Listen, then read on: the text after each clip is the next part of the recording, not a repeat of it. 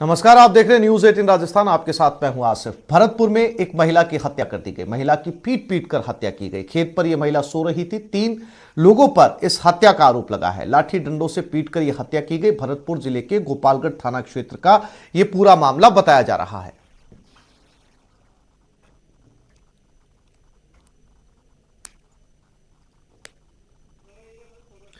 तो 3 लोगों पर हत्या का आरोप लगा है।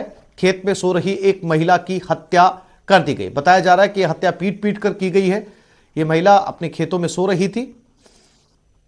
फिलहाल पुलिस ने मामला दर्ज कर लिया है और 3 लोगों पर इस हत्या का आरोप लगा है।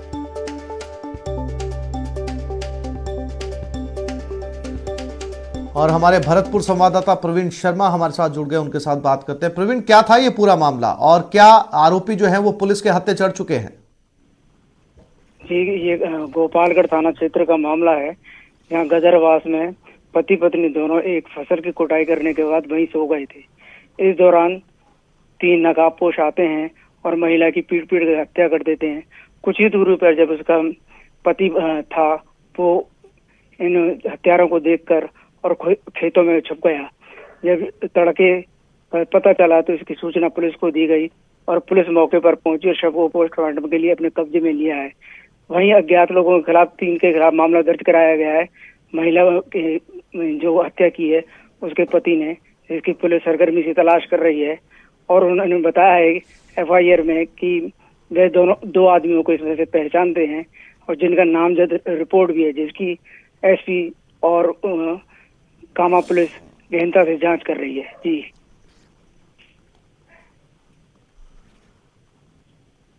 जी प्रवीण, जानकारी के लिए आपका धन्यवाद।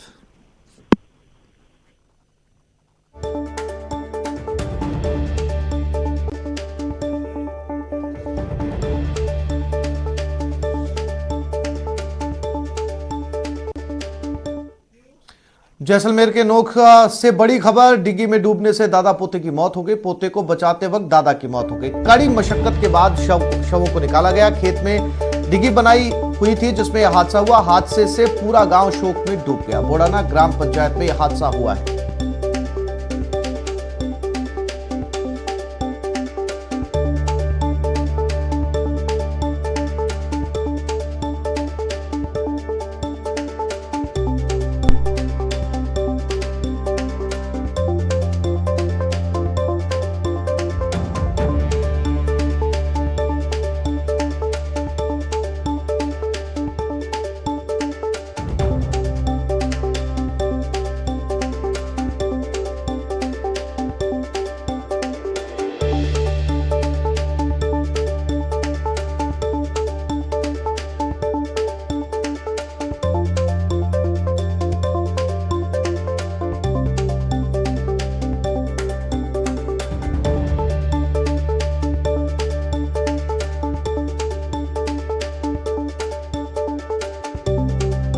करते हैं हमारे जैसलमेर संवाददाता सिकंदर शेख के साथ। सिकंदर, क्या था ये पूरा मामला?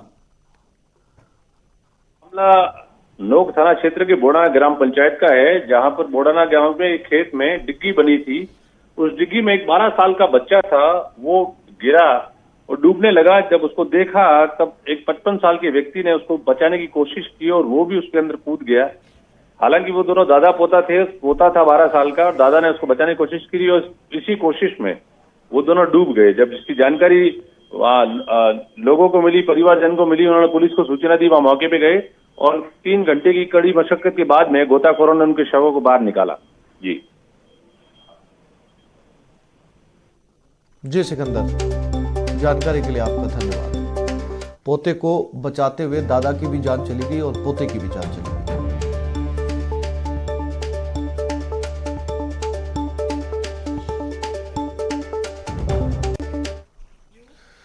राजस्थान विधानसभा की कार्रवाई प्रश्नकाल से सदन की कार्रवाई शुरू और तारांकित प्रश्नों की सूची में 18 प्रश्न, अंतरांकित प्रश्नों की सूची में 19 प्रश्न। सदन में बजट पर बहस जारी रहेगी।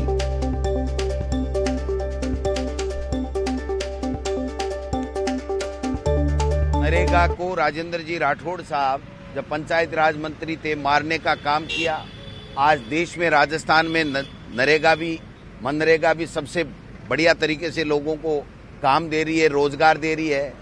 और राजेंद्र जी राठौड़ साहब को तो जो उपनेता का पद मिला है ना मुश्किल से इतने साल बाद में, वो भी छोड़ने की नौबत आ गई। वो कह रहे हैं मैं तो छोड़ दूं, मेरे पे तो रहम करो।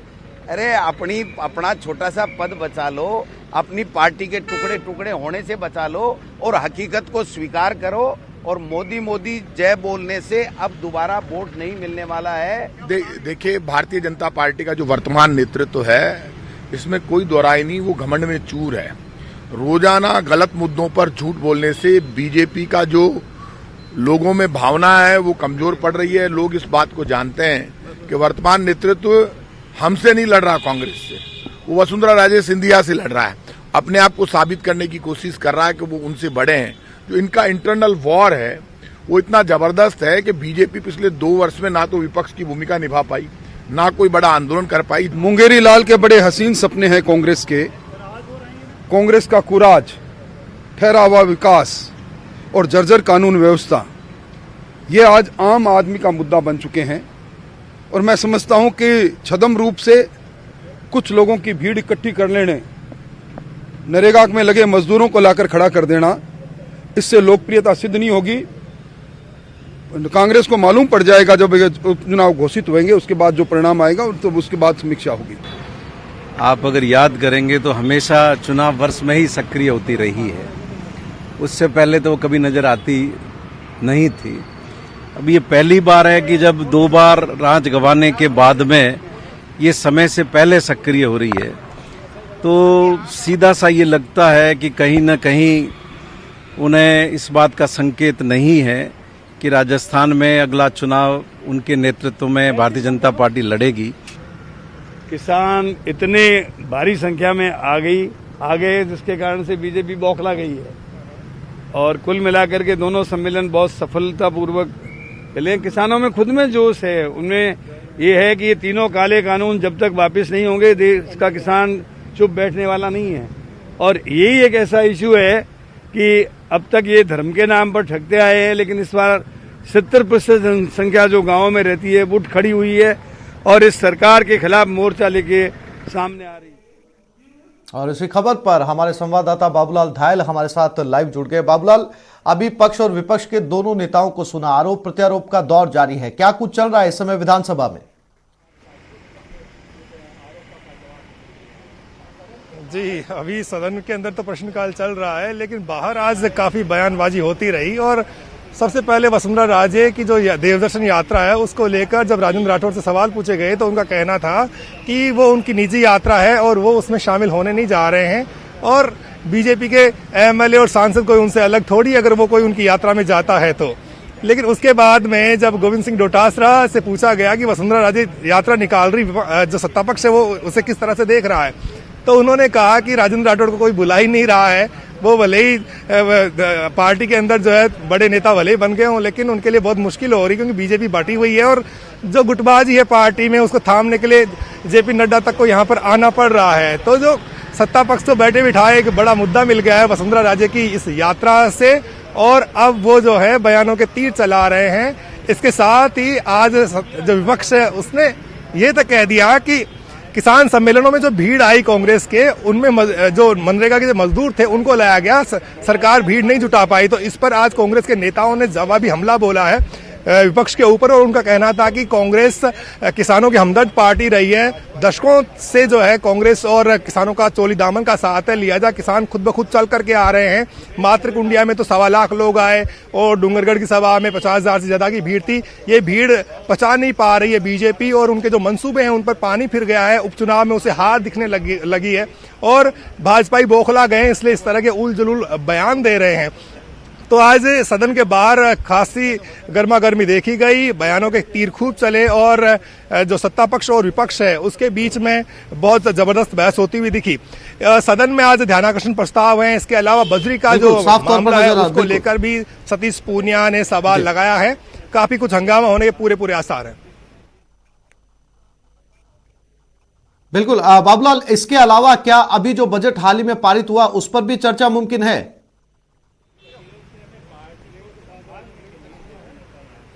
जी, बजट पर आज भी चर्चा होगी। पहले जो प्रोसीडिंग है वो पूरी होगी, इसके बाद में बजट पर चर्चा शुरू होगी। तो सत्ता पक्ष जो है इस बजट को के ऊपर जो इसकी खूबियां उसको गिनाएगा, जो स्वास्थ्य का तोहफा दिया गया है, जो मेडिकल की स्कीम अशोक गहलोत लेकर के आए हैं उसकी चर्चा होगी। महात्मा गांधी स्कूलों का जो तोहफा दिया गया है उसकी चर्चा होगी। स्कूलों को जो ड्रेस अब जो बच्चे हैं उनको फ्री में मिलेगी।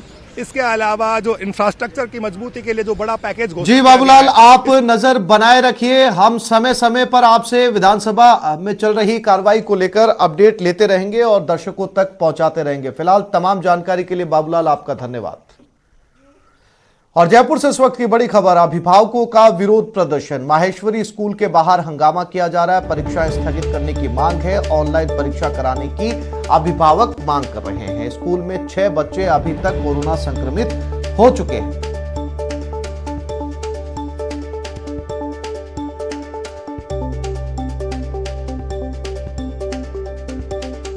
ये माहेश्वरी स्कूल के बाहर हंगामा है और इसी खबर पर ज्यादा जानकारी के लिए बात करते हैं हमारे संवाददाता महेश धादीज के साथ। महेश, बच्चों के स्कूल खुलने के बाद में शायद ये पहला मामला है जहां बच्चे जो है वो इतनी तादाद के अंदर कोरोना संक्रमित हुए हैं, क्या कुछ कहना है स्कूल प्रशासन का?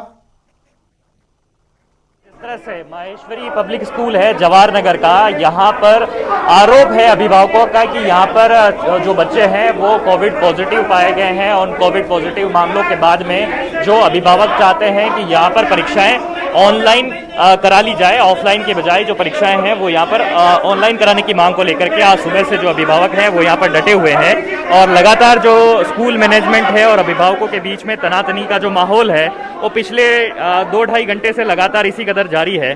बड़ी संख्या में यहाँ पर पुलिसकर्मी भी मौजूद हैं और जो बीच बचाव यहाँ पर कर रहे हैं और कोशिश कर रहे हैं कि किसी तरह से समझाइश के जरिए यहाँ पर हल निकाला जा सके। लेकिन जो अभिभावक हैं, जो पेरेंट्स हैं, वो यहाँ स्कूल प्रशासन का क्या कहना है? स्कूल प्रशासन इस बात पर क्या कहना चाहता है कि वो ऑफलाइन परीक्षाएं जो है वो क्यों नहीं करवाना चाहता? अभिभावकों की मांग मानने में आपत्ति क्या है? मैडम, क्या मांग है आपकी?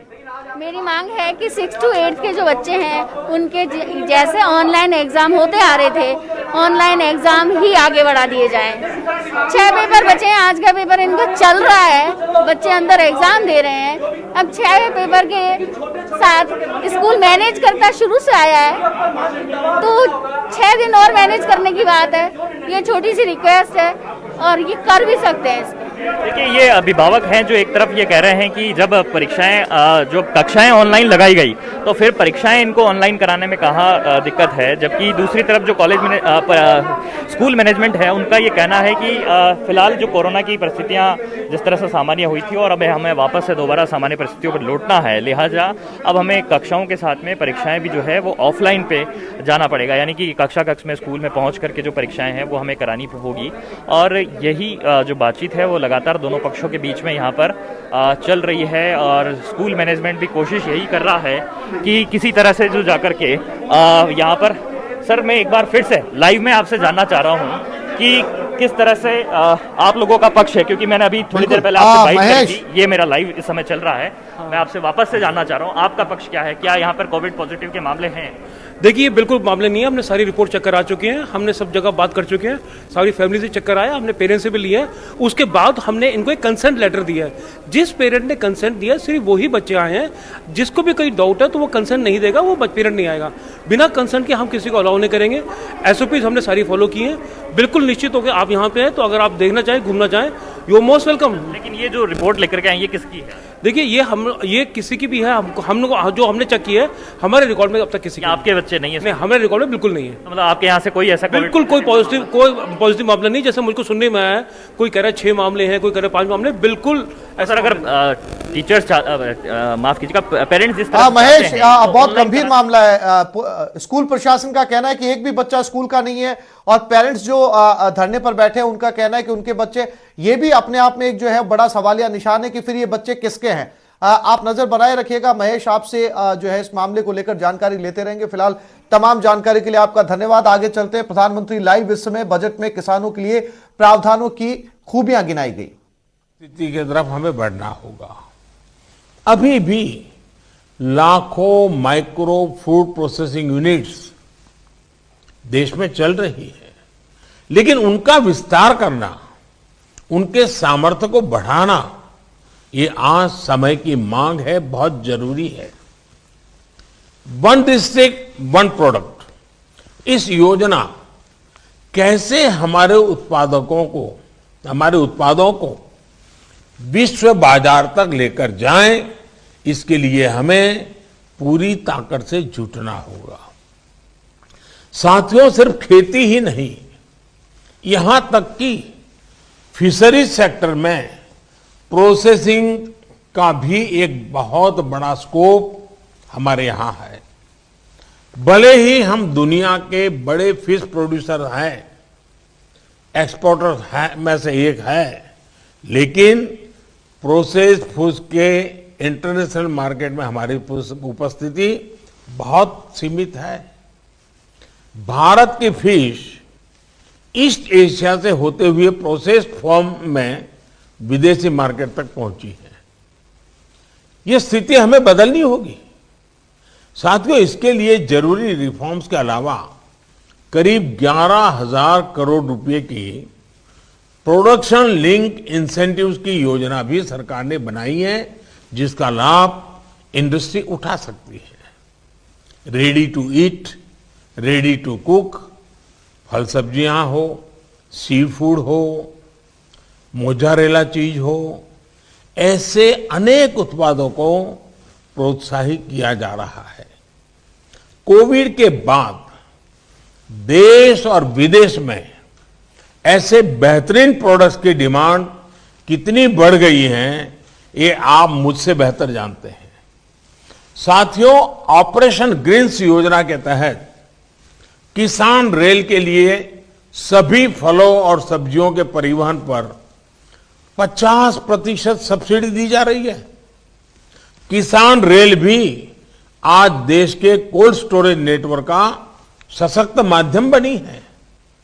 ये किसान रेल छोटे किसानों, मछुआरों को बड़े बाजार और ज्यादा डिमांड वाले बाजार से जोड़ने में सफल हो रही है। बीते 6 महीने में ही करीब 350 किसान रेल चलाई जा चुकी हैं और इनके जरिए करीब 1 लाख मैट्रिक टन फल और सब्जियां ट्रांसपोर्ट की जा चुकी है। ये छोटे किसानों के लिए बहुत बड़ा माध्यम तो है ही, कंज्यूमर और इंडस्ट्री को भी इसका लाभ हो रहा है। साथियों, देश भर के जिलों के बीच में वहां पैदा होने वाले फल सब्जियों की प्रोसेसिंग के लिए क्लस्टर्स बनाने पर बल दिया जा रहा है। इसी तरह आत्मनिर्भर अभियान के तहत प्रधानमंत्री सूक्ष्म खाद्य प्रसंस्करण उद्यम उन्नयन स्कीम के तहत लाखों छोटी फूड एंड प्रोसेसिंग यूनिट्स को मदद की जा रही है। इसके लिए जरूरी इंफ्रास्ट्रक्चर से लेकर यूनिट्स लगाने तक आपकी भागीदारी बहुत महत्वपूर्ण है। साथियों, फूड प्रोसेसिंग के साथ साथ हमें इस बात पर भी फोकस करना है कि छोटे से छोटे किसान को भी आधुनिक टेक्नोलॉजी का लाभ कैसे मिल पाए। देश के छोटे किसान ट्रैक्टर, पराली वाली मशीनें या फिर दूसरी मशीनें अफोर्ड नहीं कर सकते। क्या ट्रैक्टर और दूसरी मशीनों को शेयर करने का एक संस्थागत सस्ता और प्रभावी विकल्प किसानों को दिया जा सकता है? आज जब हवाई जहाज तक एयरलाइंस को घंटों के आधार पर किराए पर मिल जाते हैं, तो किसानों के लिए भी ऐसी व्यवस्थाओं का विस्तार देश में किया जा सकता है। किसान की उपज मंडी तक पहुंचने के लिए ट्रक एग्रीगेटर्स का प्रयोग तो इस कोरोना काल में कुछ हद तक किया भी गया था और लोगों को अच्छा लगा था। इसका विस्तार खेत से मंडी या फैक्ट्रियों तक, खेत से किसान रेल तक, ये कैसे हो सके, इस पर हमें काम। अब हमें देश में सॉइल हेल्थ कार्ड की टेस्टिंग की सुविधा गांव-गांव तक पहुंचानी है।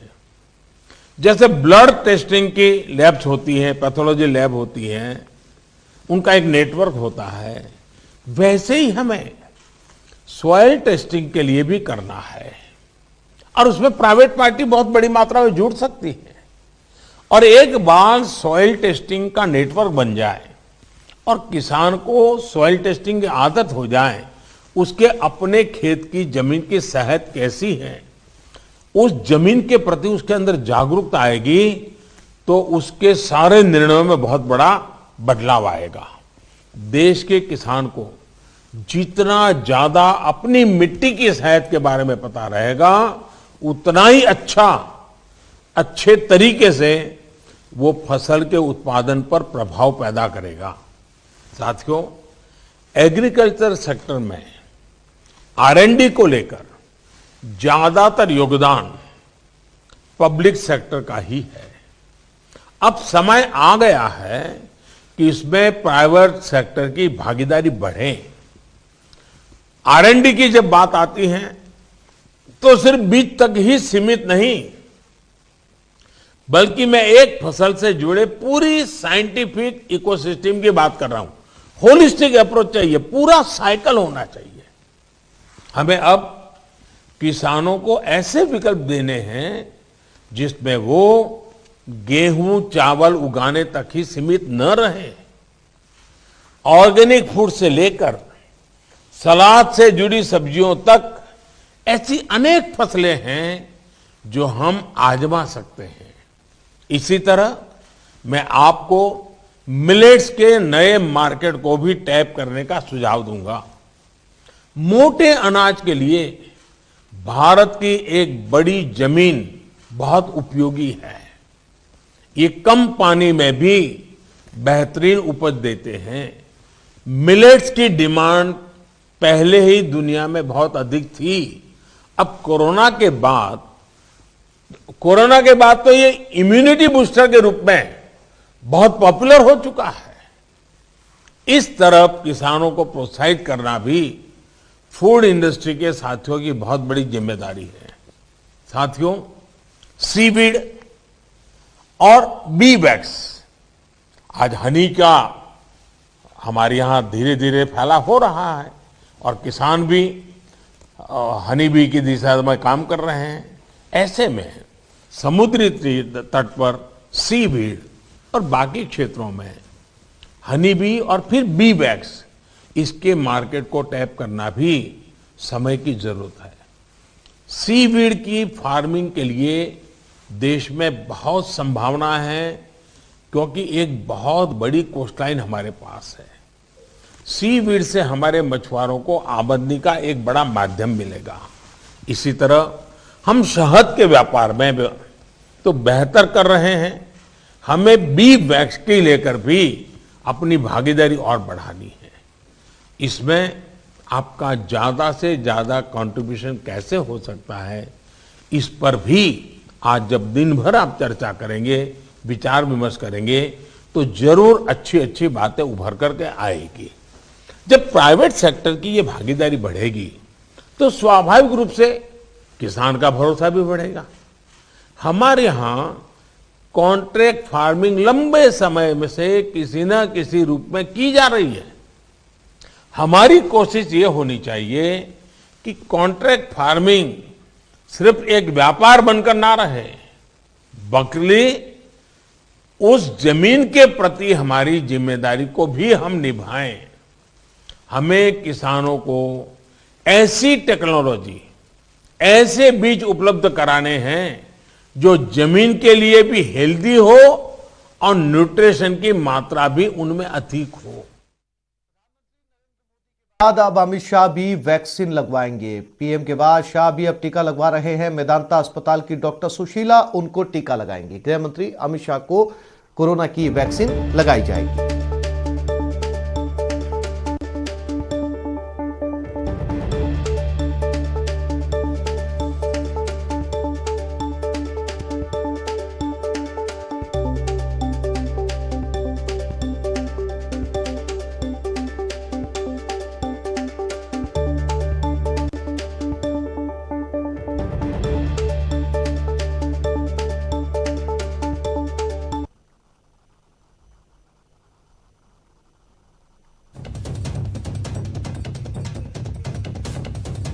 और ये 3 तस्वीरें जब प्रधानमंत्री नरेंद्र मोदी ने टीका लगवाया था।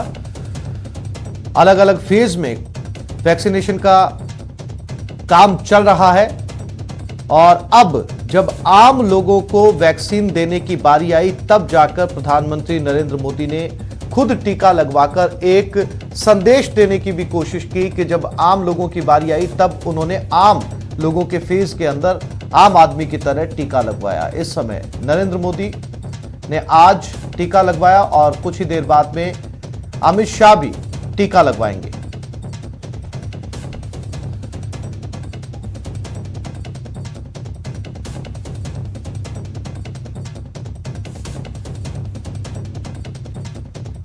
और बहुत जल्द सुबह सुबह पहुंचे, सुबह 6:25 पर प्रधानमंत्री मोदी ने यह टीका लगवाया।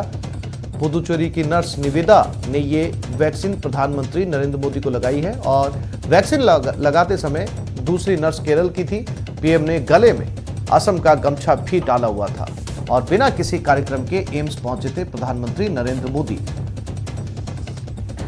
एम्स में 3 साल से काम कर रही हूँ।